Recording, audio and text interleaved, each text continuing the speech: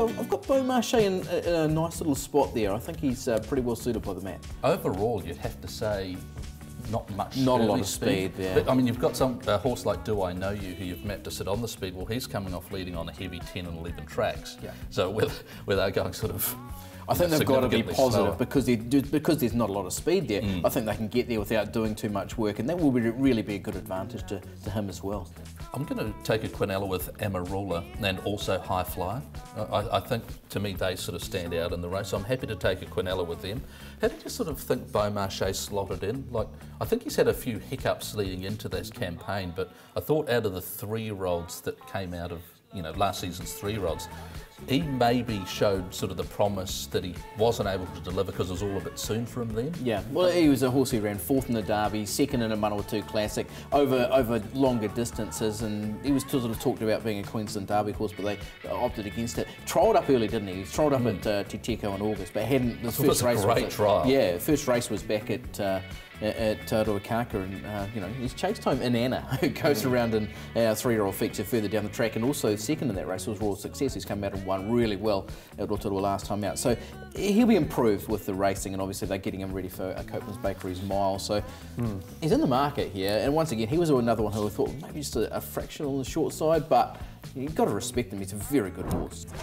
Aspen Lass at Timaru on the Deads 5 track on October the 13th. Look away now if you don't want to watch a train wreck. You've got a theory on this. Well, look at Aspen Lass. Look, what we didn't see is probably 150 metres before that, where I thought that Chris Johnson had an opportunity to come to the outside. He's only just got clear there. Boy, this was a hard watch if you'd backed Aspen Lass. I mean, notwithstanding the effort of Bloodstream and the fact that he was detached 2 lengths throughout the whole race, I can't believe there wasn't a question at least asked to the jockey. But Aspen Lass was so unlucky. I just think that this is the race that she'll be peaking for. Look, here you can see a situation where maybe she wasn't travelling as well as Chris would have wanted, but surely you had to get the horse to the outside with only 3 in front of you. I was on King's Palace, so I was quite happy. Oh, here we go.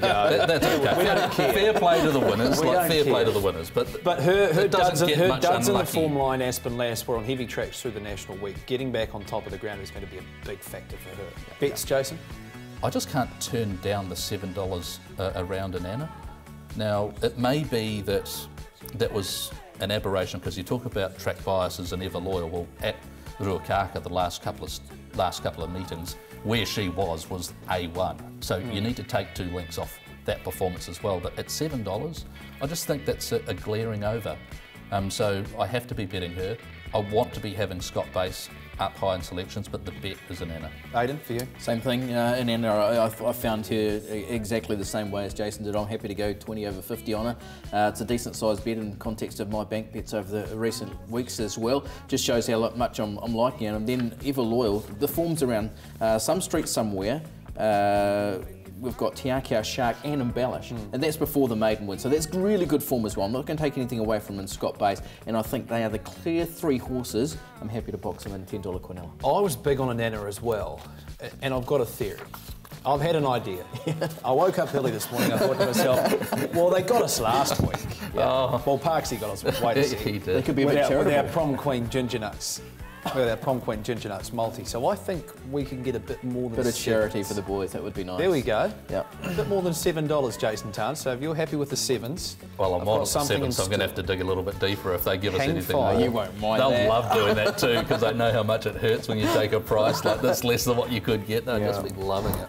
Yeah, there's a lot of confidence around Inanna down in the Zaginto Stakes. We've got Ever Loyal there as a $2.70 favourite, but all you lads are in agreement. Inanna was overs at 7s.